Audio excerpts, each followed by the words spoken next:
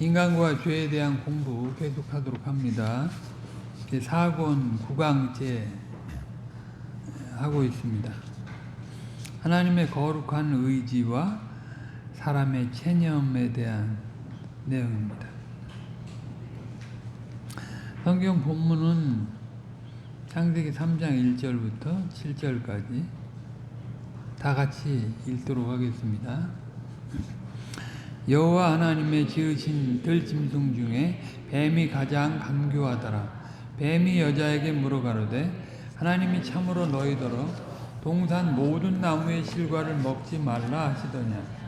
여자가 뱀에게 말하되 동산 나무의 실과를 우리가 먹을 수 있으나 동산 중앙에 있는 나무의 실과는 만지지도 말라. 너희가 죽을까 하노라 하셨느니라. 뱀이 여자에게 이르되 너희가 결코 죽지 아니하리라. 너희가 그것을 먹는 날에는 너희 눈이 밝아 하나님과 같이 되어 선악을 알 줄을 하나님이 아심이니라. 여자가 그 나무를 본즉 먹음직도 하고 보암직도 하고 지혜롭게 할 만큼 탐스럽기도 한 나무인지라. 여자가 그 실과를 따먹고 자기와 함께한 남편에게도 주매 그도 먹은지라. 이에 그들의 눈이 밝아 자기들의 몸이 벗은 줄을 알고 무화과 나무 잎을 엮어 치마를 하였더라.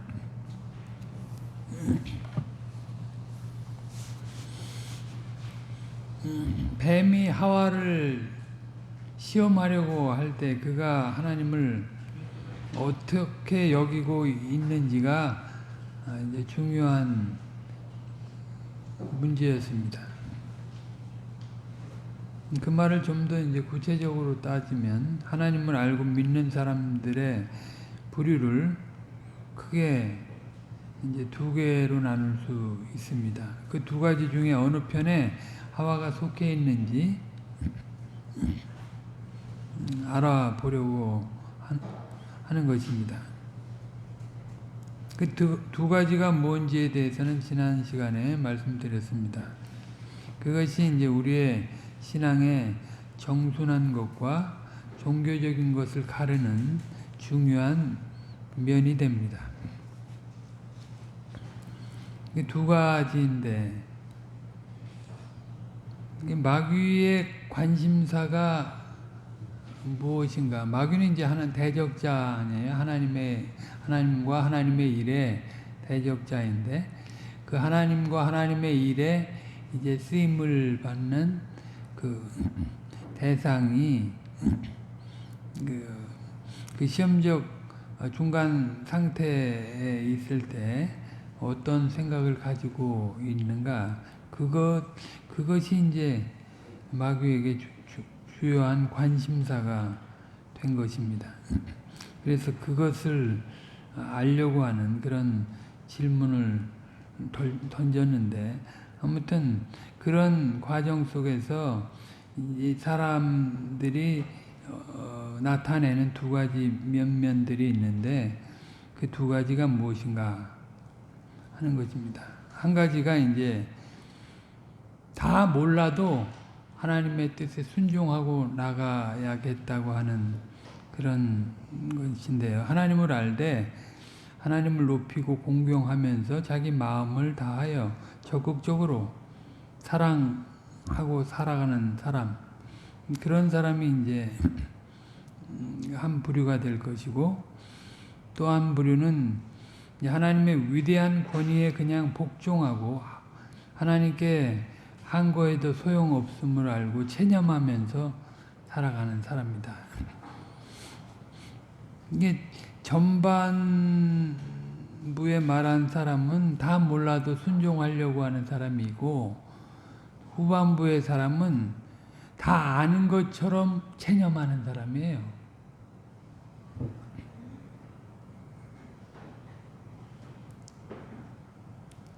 비슷한 것 같지만 굉장한 차이가 있어요. 똑같이 하나님의 권위를 인정하고 두려워하고 공경할 줄 알아도 서로 차이가 난다.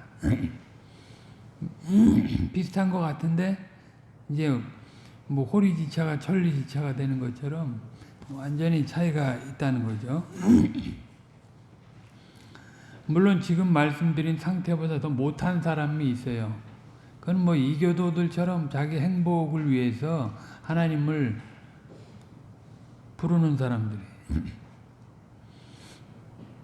하나님을 열심히 찾고 구해서 자기의 액을 면하고 괴로움을 면하고 현실의 소원을 성취하겠다 하는 정도로 생각하고 따르는 사람들이 있습니다.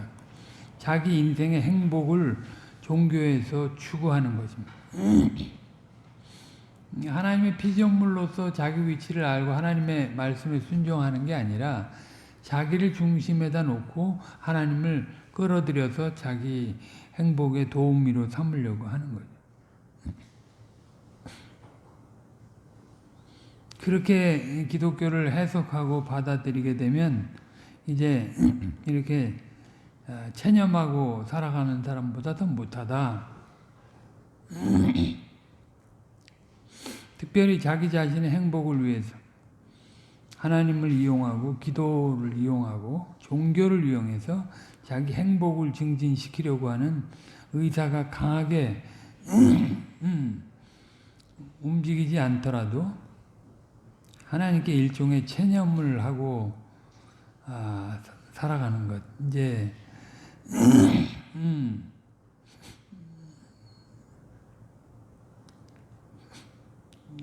그런 것도 이제 아주 부정적인 것인데 하나님께 대항할 수가 전혀 없다. 하나님께서 하신 일을 우리가 어떻게 할 수 없다 하는 거죠. 막비천명이라는 말을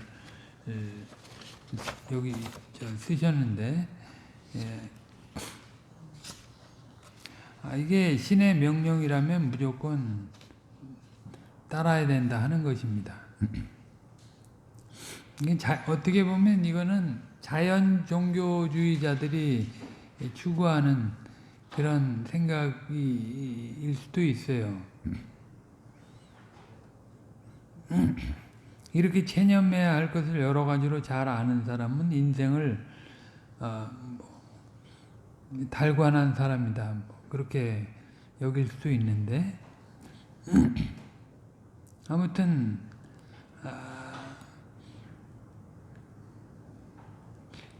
이제 계시에 의한 종교를 형성하는 사람하고 이제 계시를 받아도 그걸 계시 중심으로 의존해서 사색을 하는 게 아니고 인간 안에 남아있는 타락한 인간 안에 남아있는 그런 종교성을 가지고 나름대로 하나님의 뜻을 다 알 수 있는 것처럼 생각하고 따라가는 사람들. 이런 사람들의 형태는 사실 학자들이 뭐 여러 가지라고 했어요. 하나님이 지으신 것이니까 다 하나님과 같이 여길 수 있다. 그게 이제 범신론이잖아요. 다 하나님과 같이 여기. 그런 체념적인 그런 생각을 가지고 살아가는 사람들이 다 하나님과 같이 하나님이 지은 거니까 뭐 다 하나님과 같이 여기고 그걸 바라볼 때 하나님을 바라보는 것처럼 바라보고 따르는 거예요.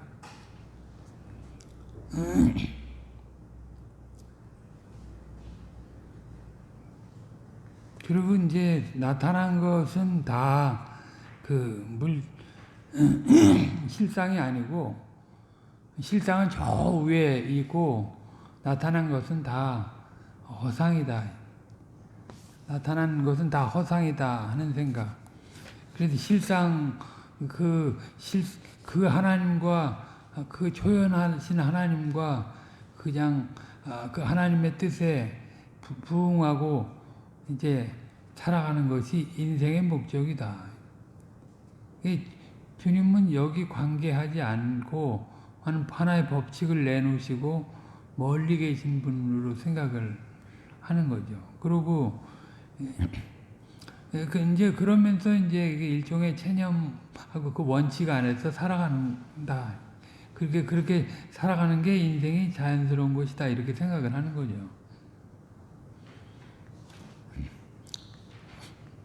또 인간에게만 제한을 해가지고 그 신개념을 그 인간에게만 제한해가지고 인간처럼 여겨버려. 그 그리스 신화나 헬라 신화에 나오는 그런 신관들이잖아요. 그런 걸 통해서 그 신의 세계를 생각하고 인생의 이 세상의 세계를 신의 세계와 동일하게 생각하고 그 안에서 순응하고 살아가는 거예요. 그거 마치 굉장히 달관해서 살아가는 것 같이 살아가는 거예요. 그렇게 해서 깊은 뜻을 다 알고.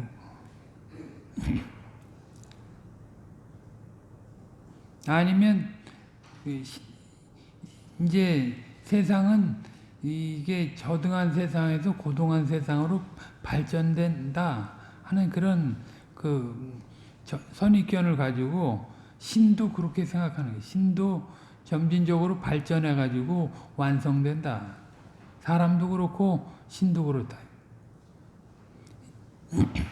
하나님이 내신 어떤 그 원칙 그런 것들을 그냥 그 안에 갇혀서 신을 생각하는 거예요.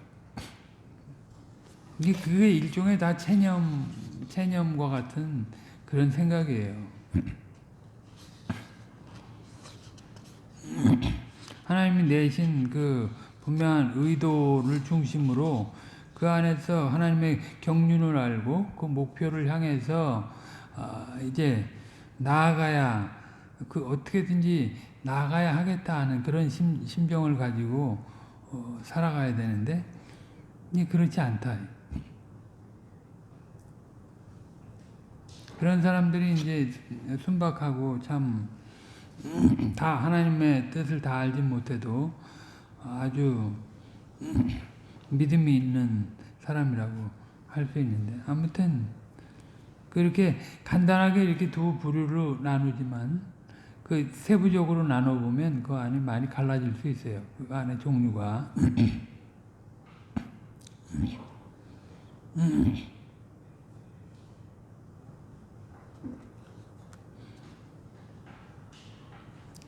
그 다른 하나는 이 모든 것을 아는 터 위에서 중심으로 하나님을 사랑하는 사람이 있습니다.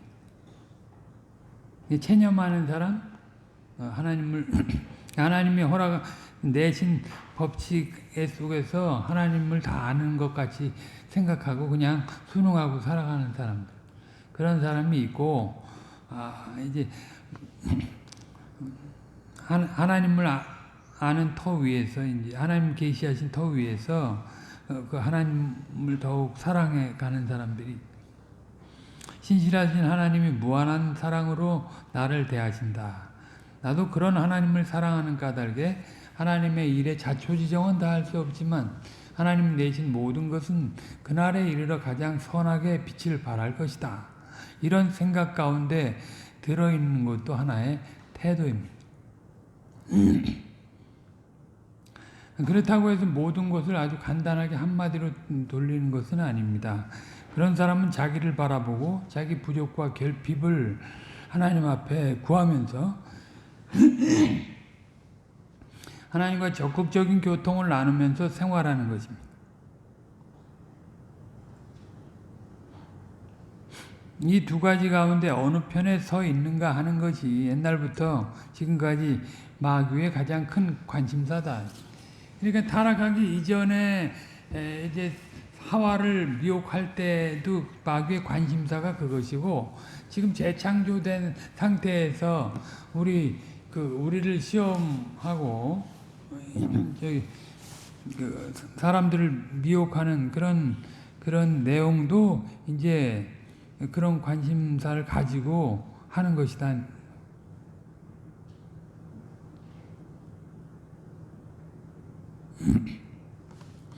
마귀는 우리의 시조가 어느 편에 속했는지 알아보고 자기에게 승산이 있다는 걸 알았을 때 아주 결정적인 한 방을 먹인 거죠.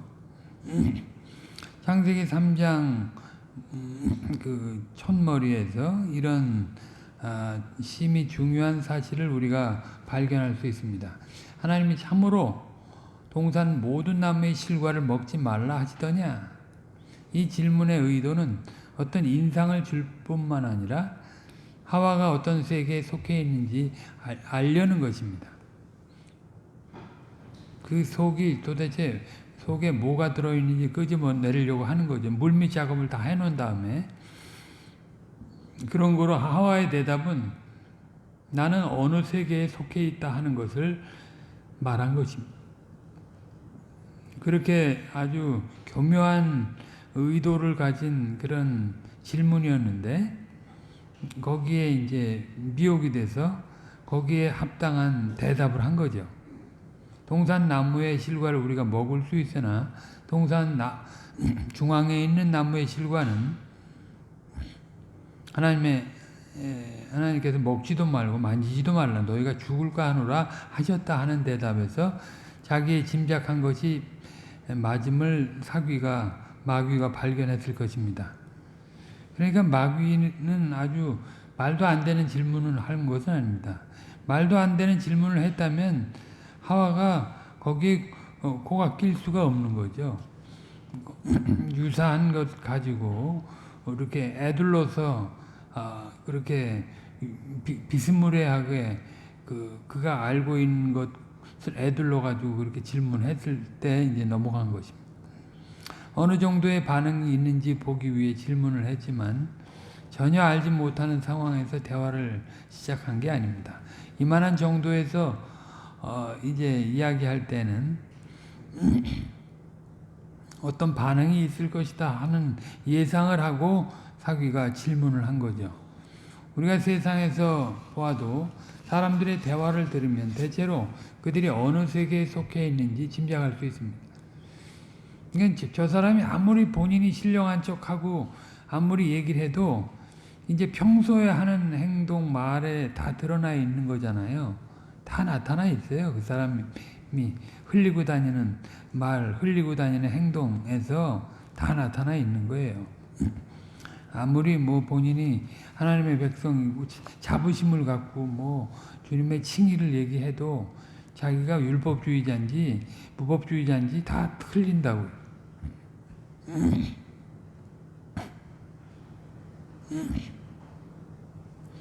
좌우지간 여기서는 그 문답이 아주 훌륭하게 성립되었습니다. 하와도 이제 그런 그 모습을 평소에 조금씩 흘린 거죠. 흘린 토대 위에서 이제 이런 질문들과 대답이 왔다 갔다 한 거죠. 동문서답이 아니고 질문에 대한 구체적인 반응으로 이제 하와가 대답을 한 것입니다. 문제는 이제 마귀가 상정한 범위 안에서 말을 하니까 과연 대답이 정면으로 딱 드러났다. 어떤 사건 속에서 그 속내가 확 나타났다 하는 거죠. 관계 속에서. 동문서답하지 않고 묻는 말에 진실하고 충분하게 대답하면서 자기 생각과 도덕적인 상태를 드러냈습니다.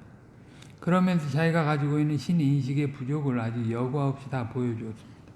마귀의 물음과 하와의 대답에는 하나님을 어떻게 생각하는지가 표시되었다는 그런 동일한 성격이 있습니다. 사실 마귀도 자기가 아무리 그 영적인 영물이라고 해도 그가 한 말 속에 그 사귀의 그 교묘한 내용들이 다 담겨 있는 거죠. 냄새를 풍기는 거죠, 사실. 마귀의 물음과 하와의 대답에는 하나님을 어떻게 생각하는지가 표시되었다는 동일한 성격이 있습니다. 하와는 최고의 권위자이신 하나님께서 자기와 관계가 있다는 것을 도무지 부인하지 않았어요.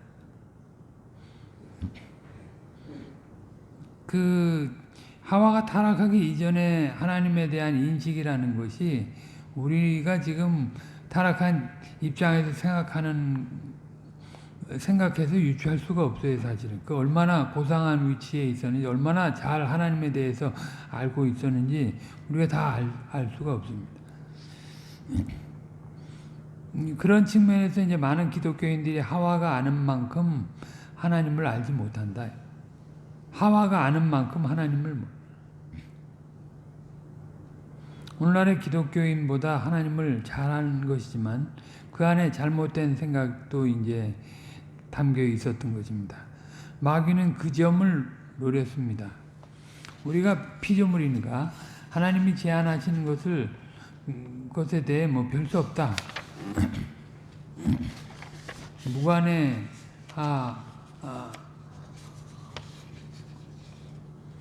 하다 하는 그런 홀수할 수 없다는 거죠. 일종의 체념인데 그게 이제 오늘 공부의 요점입니다. 그런 체념은 하와가 가진 신개념의 범주 혹은 차원에서 벗어나지 않은 것입니다. 하나님의 법적 권리를 내세우고 그리고 자기의 무력한 상태 그냥 체념하는 그런 모습.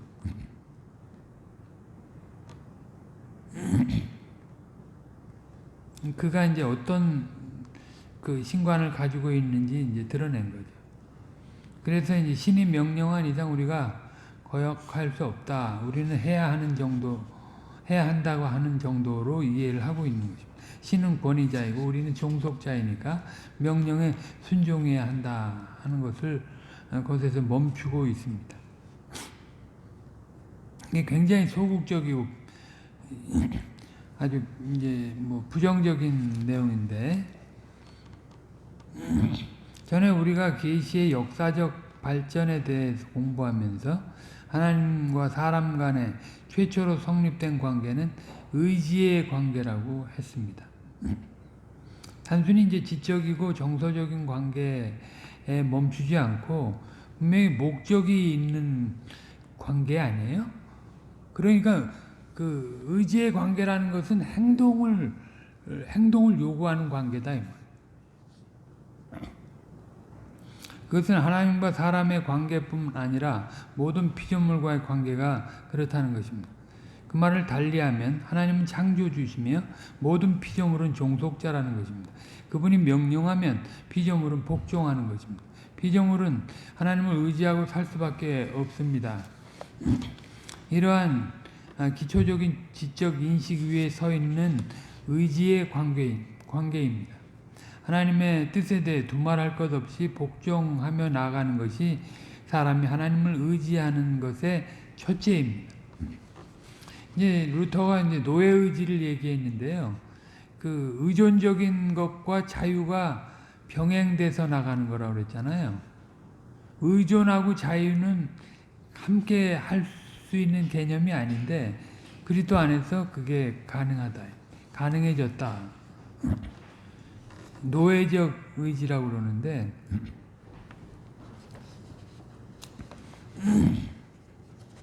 하나님의 절대 주권을 알면 거기에 이제 그런 의지를 발휘하고 나가는 것이 첫째인 것입니다. 이 종속관계가 별 생각 없이 성립될 때는 사람으로서 기능을 충분히 발휘하지 못하는 것입니다. 이게 별 생각 없다는 말이 이게 핵심이에요. 분명히 별 생각이 있어야 되는데 의지의 관계에서 사람은 하나님의 형상으로 지음받은 존재니까 사람은 이성적인 존재거든요. 그러니까 그걸 생각하고 해석해서 행동을 해야 되는.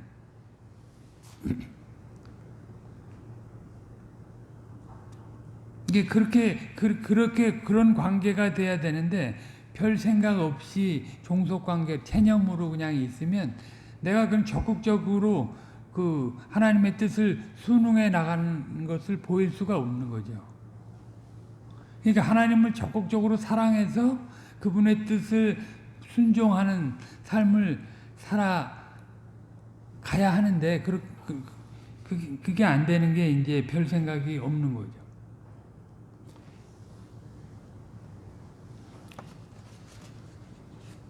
가령 천계나 우주나 태양계나 자연계의 모든 현상은 하나님의 거룩하신 뜻을 따라 1호도 차착이 없이 털끝만큼도 차착이 없이 이제 오착이나 교란됨이 없이 말이죠. 순서대로 모든 동물이나 산림에 있는 생축들이 하나님의 명령에 이제 두려워해서 굴복하며 살아가는 거죠. 아무리 사자가 제 눈앞에 있는 먹이를 잡아 먹으려고 해도 하나님의 의지가 그렇지 않을 때는 두말할 것 없이 굶주린 사자라도 다니엘에게 달려들지 못한 것은 하나님의 의지가 그렇지 않기 때문입니다. 하나님이 살리실 뜻이 있으니까 그 본능적으로 움직였던 그런 사자들, 굶주린 사자들이 그 반대로 움직이는 거잖아요. 오히려 순하게. 이것은 하나님의 절대 의지의 문제입니다. 이런 것을 우리가 알 수 있는 것이 아닙니다. 그런 거로 이것을 가리켜 오묘한 일은 하나님께 우리 하나님 여호와께 속하였지만 나타난 것은 우리에게 이제 제시된 것이라고 이제 말씀했어요. 신명기 29장 29절에. 오묘한 일을 감추셨다는 것도 하나님의 거룩한 의지입니다. 사람은 하나님의 명령에 순종하고 사는 것이 전부가 아닙니다. 이게 이제 소극적인 측면에서 그렇다는 거예요. 체념해가지고 그냥 그 주님의 뜻을 어길 수 있나? 그냥 따라서 살아야지. 이렇게 살아가는 게 전부가 아니다. 영혼의 깊은 곳에서부터 하나님을 공경하고 찬미하고 하나님을 경외해야 됩니다. 이건 적극적인 면이잖아요. 하나님이 우리와 이스라엘과 어떤 관계를 맺으셨냐 안다고 할 때 출애굽해가지고 창기 같은 저들을 정결한 처녀같이 여겨서 신부로 삼으셨다고요. 아니 아담 아래서 완전히 타락해가지고 영원한 멸망을 받아 마땅한 존재인데 죄 없다고 여기고 아브라함 언약과 이삭의 언약과 야곱의 언약대로 저들을 의롭다고 여겨주고 건져주시고 신부 삼아주신 거잖아요. 그러면 얼마나 이게 세상에 신데렐라의 그가 느낄 수 있는 정서, 감성 그거하고 비교가 안 돼요. 하나님 그건 사람의 신부가 되는 거잖아요. 이거 하나님의 신부가 되는 거잖아요. 피조물로의 입장에서. 그러면 이게 신명기에 나오는 마음을 다하고 뜻을 다하고 목숨을 다하고 성품을 다해서 주 하나님을 사랑하지 않을 수가 없는 거예요. 그런 열정적인 관계를 열정적으로 그걸 표시할 수 있도록 그것보다 더 큰 사랑을 보여준 거잖아요. 근데 우리가 아무리 열정적으로 사랑을 한다고 해도 주님이 사랑한 거를 발급도 못 쫓아가죠. 근데 그 어마어마한 걸 가지고 하나님을 요만큼 사랑하는데 여겨주는 거잖아요. 사랑하는 걸로. 근데 주님 그런 정서를 가지고 하나님 앞에 예배를 드려야, 제사를 드려야 그게 예배가 되고 신령과 진정으로 드리는 제사가 되는 것 아니에요? 산제사? 산제물로? 그냥 냉랭하게 나를 왜 구원했는지 그냥 주님의 뜻이 그러니까 구원됐겠지. 그냥 오늘도 그냥 살아가야지. 이렇게 살게 하시지 않았어요. 그러니까 하도 예배를 감격 없이 드리니까 예배의 감격에 빠지라는 책도 나와 있잖아요. 예? 그거는 그냥 종교적인 감성을 깨워가지고 뭘 하는 게 아니고, 그렇게 원래 성경에서 가르친 거는 그 어마어마한 사랑을 우리가 받았으니까 그걸 표시하라는 거예요. 그것도 여기서 조금 표시하고 마는 게 아니라 점진적으로 더 뜨거워져요.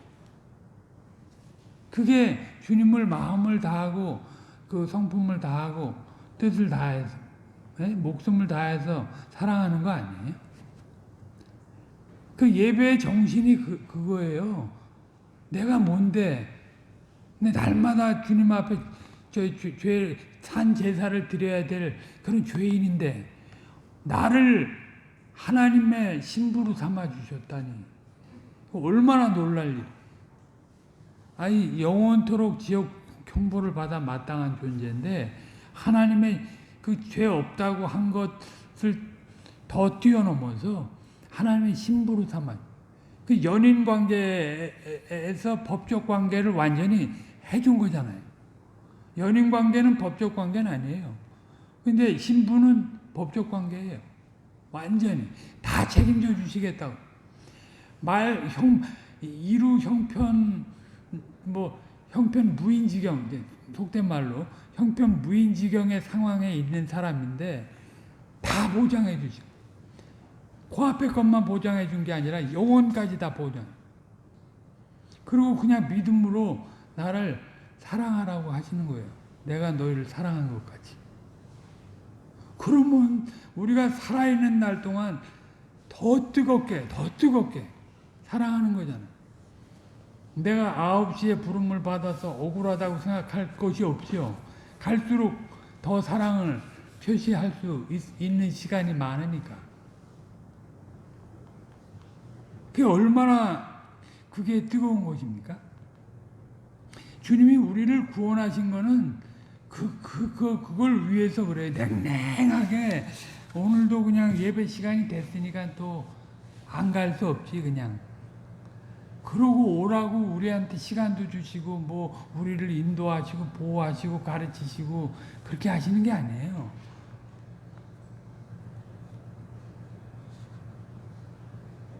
목자와 양의 관계 한 내용을 보면 우리 죽을 때까지 진짜인가 가짜인가를 검증해 보라. 그러니까 무사 안일하게 긴박감이 없이 살지 마. 진짜 내가 주님을 사랑하는 사람으로 살아가는가? 주님의 음성을 날마다 듣는가?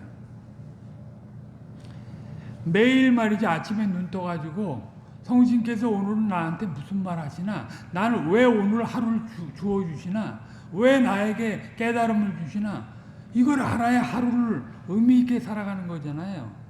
그것이 쌓여서 예배가 되는 거잖아요. 그냥 하루하루 시간 다 날려버리고 주일날 돼가지고 와가지고 그렇게 예배를 드리면 예배가 돼. 하나님이 진짜 그냥 보고 싶어가지고 이날을 기대하고 보고 싶어서 이날을 받으시는 공예배로 받으시는 건데 다 같이 나와서 한 마음으로 한 목소리로 한 주 동안 얼마나 치열하게 싸우면서 성신의 인도를 쫓아서 싸우면서 얼마나 좀 마음에 신원할 것이 많은가. 그리고 주님 앞에 나오고 주님이 아니면 내가 살 수 없습니다 하고 나와야 되잖아요. 그게 상한 심령이지. 상한 심령은 그냥 관념이 아니고 이론이 아니에요. 실제라고요. 실제.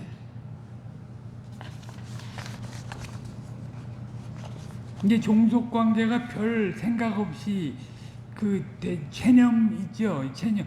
하와가 왜 체념했을까? 아니고 그게 아니고 결국 우리를 얘기하려고 하는 거예요.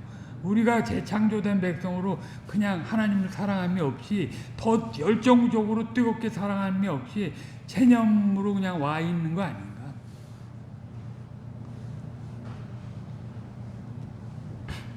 그러니까 저 영혼의 깊은 곳에서부터 하나님을 공경하고 찬미하 이런 게 모아져서 예배가 돼야 되잖아요. 왕 같은 선지자 같은 제사장으로서 치열하게 싸우면서 세상에서 피를 흘리고 말이죠. 주님의 고난에 참여한 자로서 그 고난도 받고 그러고 주님 앞에 와서 위로를 얻고 힘을 얻어야 되잖아요. 그래야 또 한 주간 힘을 얻어서 살아가는. 이게 이 교회 사회가 역동적인 유기체, 살아있는 유기체예요.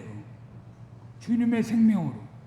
그렇게 해서 예배하고 그 모일 때 예배하고 흩어져서 봉사하고 전도하고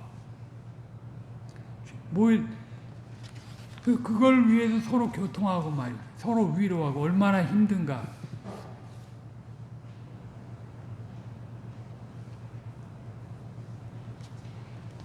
하나님의 숭엄하심 앞에 엎드려서 찬미하고 두려워하는 마음을 품는 것이 경외하는 것입니다.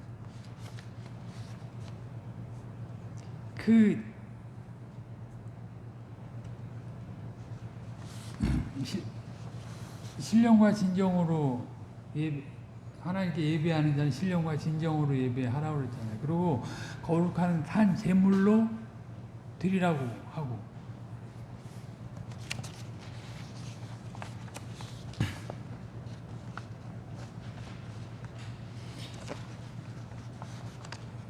그러니까 주님의 음성을 주님이 뭐 이게 귀에다 음성을 들려주는 게 아니라 말씀을 기억나게 하고 깨닫게 하셔서 자기 인생을 거기서 하나님의 뜻을 해석하고 이해해서 자기 의지적인 행동을 믿음의 행동을 하는 거 아니에요. 그러면 하루를 그렇게 살아가야지 과정을. 그리고 과정이 거룩해야 이제 열매로서 거룩한 거지. 과정이 거룩하지 않은데 어떻게 거룩합니까? 법정적으로는 거룩하다고 여겨주셨지만 점진적으로 거룩을 누려가라고 했잖아요. 주님의 말씀과 성신을 의지해.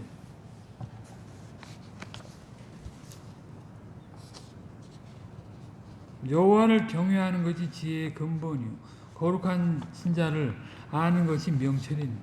이게 하나님을 안다고 하면 하나님의 사랑을 아는 거잖아요. 그 사랑을 알면 감격해. 하루가 감격, 이 시간이 주어진 게 감격.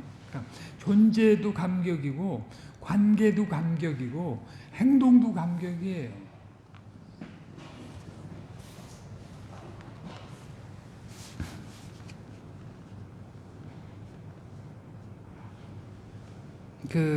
잠언에서는 경외가 지식과 지혜의 근본이라고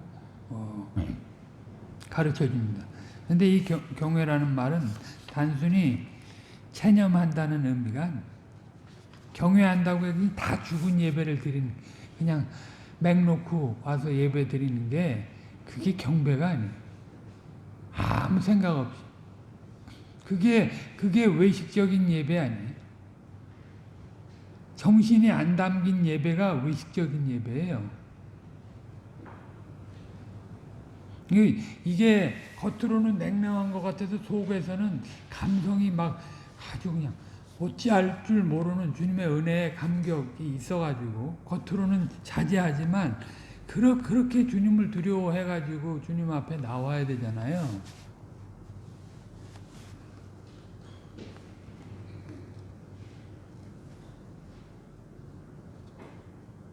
사람은 체념하는 경계에 갈 수 있지만 무생물은 그렇게 할 수 없습니다. 즉 하나님의 명령에 대해 사색할 필요가 없습니다.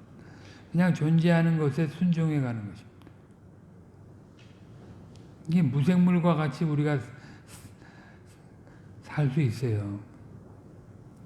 어느 편으로 말하면 그것을 순종이라고 할 수 없습니다. 순종은 그런 거 아닙니다. 자기의 독립된 의지가 더 높은 의지에서 항상 승순하고 나가는 것이 순종입니다. 승순이라는 말은 윗어른의 명령에 그냥 따르는 거예요. 윗어른이 너희들 아무 생각 없이 와서 예배 드려라. 하나님을 경외해라. 이렇게 말씀하시지 않았죠.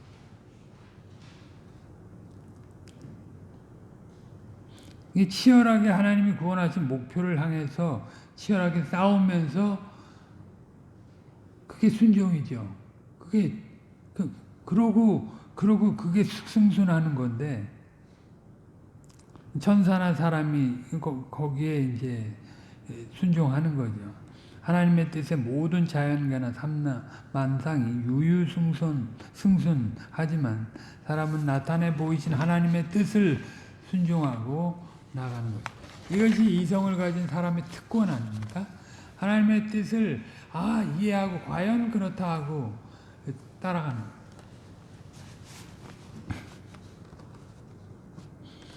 그러니까 예배의 정신이 뭐고, 예배의 대상이 누구고, 예배의 목적이 뭐고, 이거를 아는데 예배의 실체 가운데 들어가야 돼요.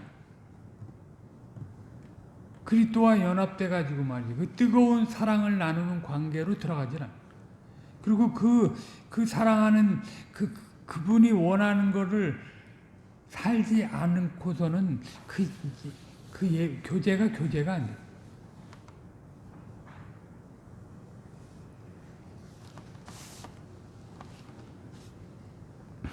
모든 피조물이 그렇습니다. 그러나 하나님께 선택함을 받아 특별한 언약 관계에 있는 사람은 단순한 승순이 아닙니다. 그냥 체념적인 그냥 무생물이 보이는 듯한 그런 순종이 아니다.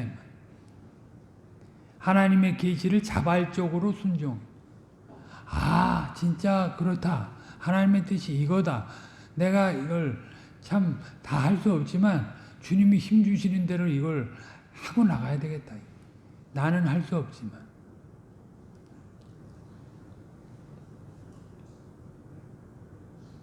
이 자발적으로 순종하는 것과 체념하면서 순종하는 것은 아주 다릅니다. 하나님께서 힘으로 사람을 치시면 왜 이러십니까 하고 아무도 실문하지 트집 잡아서 따져 묻지 못하는 거죠.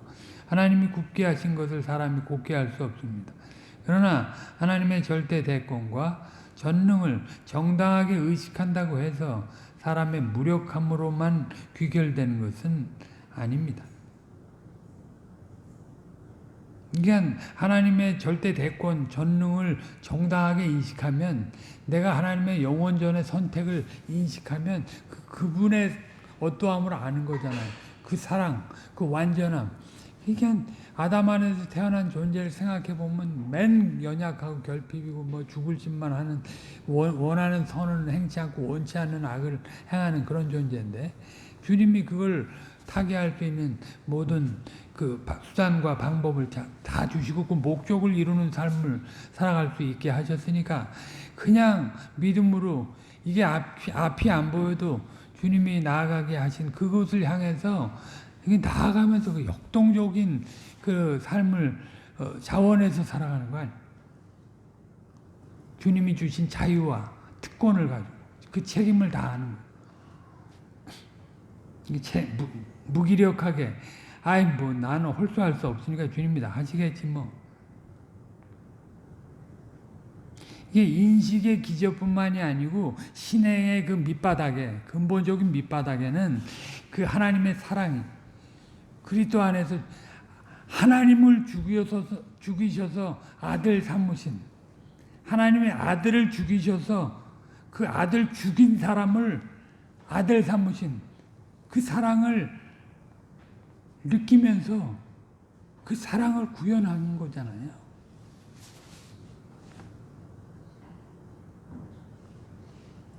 나는 아들을 반쯤 죽였다고 생각하는 사람들은 이런 열정을 낼 수가 없죠. 우린 다 아들을 죽인 죄인들이에요. 근데도 죄 없다고 하고 하나님의 아들로 또 삼아주죠. 사람인데 피조물. 신이신 아들을 죽인 그런 피조물인 인간을 하나님의 아들로 삼아주셨다 이 말. 그게 놀라운 일 아니에요? 그게 복음 아닙니까? 그게 진짜 복음이죠.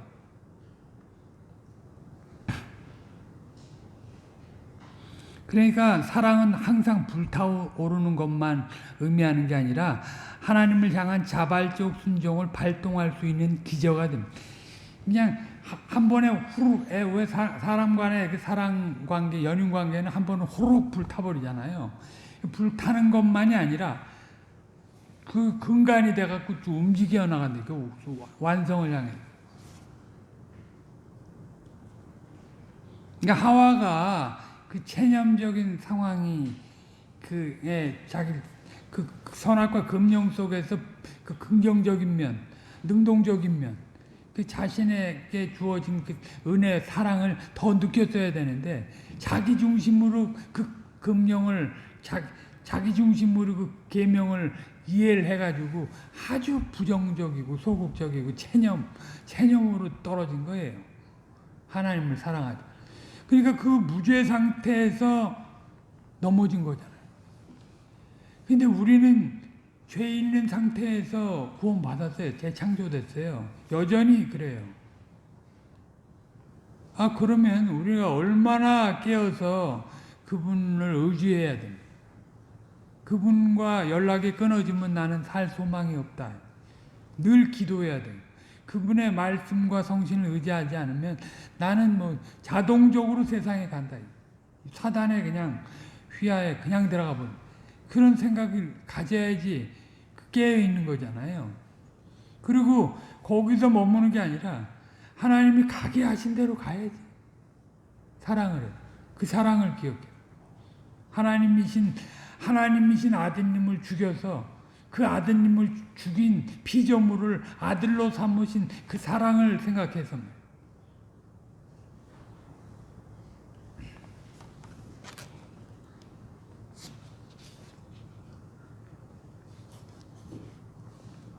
이 적극적인 태도로 하나님을 사랑하지 않으면요 반드시 다른 힘이 작용한다. 이게 적당히 가도 되지 뭐 그냥 평생 갈 길인데 천천히 가지. 믿음의 사람들은 그렇게 가지 않았어요. 혹시 그렇게 갔다가 혼난 일이 있으면 정신을 차리고 더 긴장을 하고 살아가는. 주님이 주신 은혜의 방도에서 떨어지면 안 되겠다 이렇게 생각합니다. 내가 이거 어거지로 하는 게 아닌가. 그것도 시험이잖아요, 일종의. 이게 아니다. 내가 이게 이럴 수가 없지. 내가 움직여지는 마귀의 자녀들도 말이에요. 마귀로부터 엄청난 에너지를 공급받아서 그렇게 아주 골라서 나쁜 짓만 하잖아요. 광명의 천사를 아무리 가장하고 있어도. 하나님의 사람이면 하나님으로부터 공급되는 그걸 계속 묵상하고 사랑 계속 사색하고 그래가지고 그걸 에너지원으로 해서 점점 더 뜨겁게 하나님을 사랑, 이웃을 사랑하는 거죠.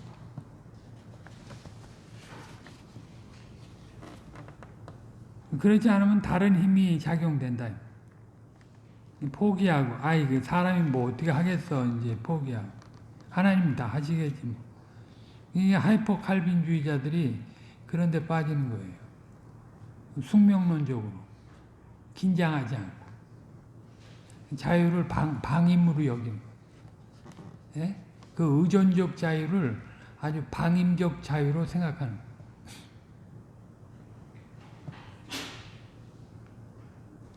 하나님을 향해서 전진하는 태도를 막는 다른 활동을 성경에서는 뭐라고 그랬냐? 죄라고 했어. 전진하지 않으면 이게 믿음으로 전진하지 않으면 죄다.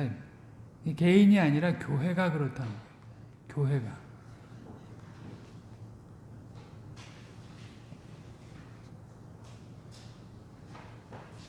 교회가. 지난 주일 오후에 레갑 족속에 대해서 얘기 들으셨죠? 레갑 족속에 이제 뛰어난 면이 상대적으로 이제 이스라엘과 대조돼서 주어져 있는 것인데, 아무튼 그가 이제 완전한 모델로 존재하는 것은 아니긴 하지만 당대 그 이스라엘이 참 거울 삼아야 될 그런 존재로서는 충분히 쓰임을 받았죠. 소수인데 오랫동안 일반적으로 몇 가지 안 되는 내용을 가지고도 그렇게 인내하고 그 하나님의 백성들보다 뛰어나게 믿음의 선조들의 그 신앙 자태를 취했는데 근데 우리는 지금 그리스도 안에 완성된 세계에 살아가는 거잖아요. 저 모든 구약의 성도들이 꿈꾸고 바라봤던 세계, 믿음으로 바라본 세계, 우리 거기 와 있는데 지금도 무기력하게 그 구약 성도들만 그 희미한 계시의 빛 아래에서 그 모든 역경을 뛰어넘어서 그 믿음으로 살았던 그들보다도 못하게 살아가는 거는 이거는 좀 심각한 문제가 있는 거예요. 우리 자신에게 문제가 있는 거지 하나님께 문제가 있는 게 아니죠.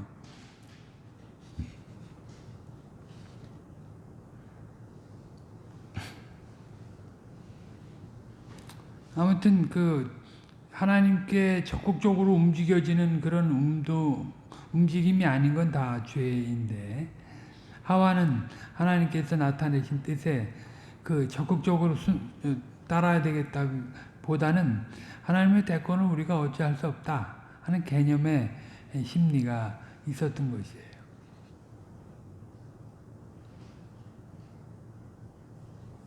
예, 하와가 가지고 있었던, 죄 없는 상태에서 가지고 있었던 결핍된 모습이었다.